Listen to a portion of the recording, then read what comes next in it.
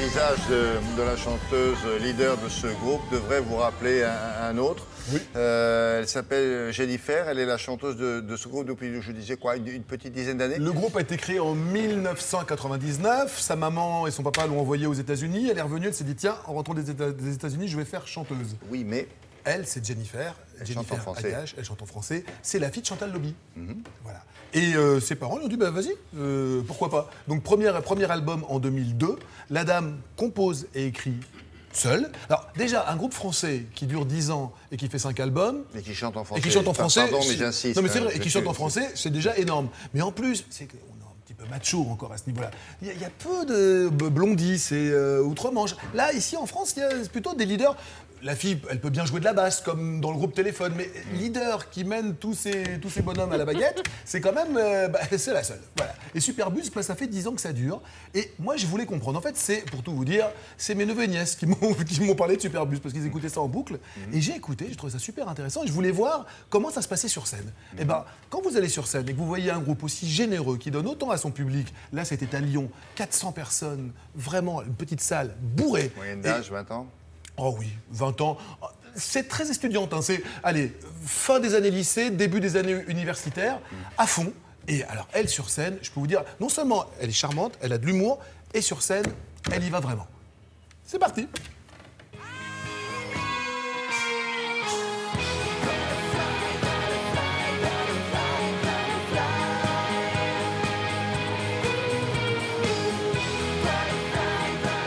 Jennifer, vous écrivez la majorité des chansons du groupe, en tout cas la majorité des textes. Et très franchement, dans vos paroles, vous parlez très peu de vous.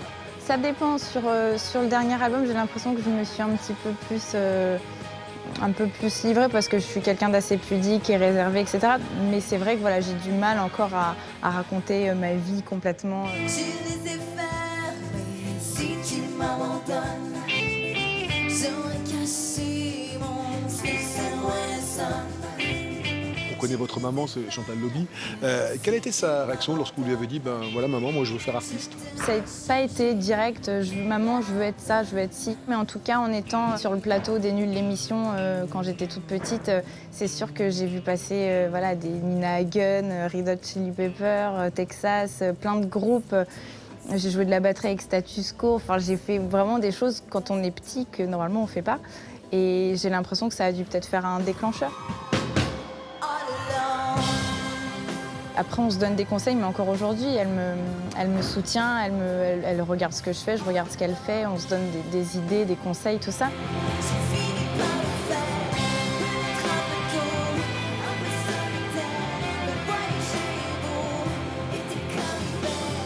Est-ce que vous avez idée de qui forme votre public? On se rend compte sur cette tournée que les gens ont vachement grandi avec nous en fait. Ils ont évolué. Au début, c'était vraiment des ados de 16-17 ans. Et là maintenant, voilà, on a à peu près le même âge, c'est des 25-30 ans. J'ai pas la science infinie, rien de tout ça, rien de plus. Vous êtes aujourd'hui une icône rock. En même temps, à ma connaissance, vous ne buvez pas, vous ne fumez pas, vous ne vous droguez pas, vous ne sortez pas toutes les nuits en boîte de nuit. N'est-ce pas une faute professionnelle? C'est une faute professionnelle. Non, en fait, on faisait ça. C'est pas qu'on faisait ça, mais je veux dire, on s'était un peu plus laissé aller sur la toute première tournée. Et on a vite compris qu'on tiendrait pas le coup, quoi. Il y a des gens qui ont envie de se déshabiller. Qu'est-ce que la scène vous apporte que ne vous apporte pas la vraie vie? C'est 1h30 d'échange d'amour pur et dur, vraiment. Ça, je le vois comme ça.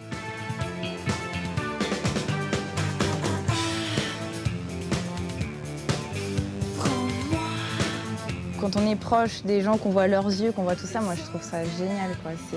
C'est toujours un moment incroyable.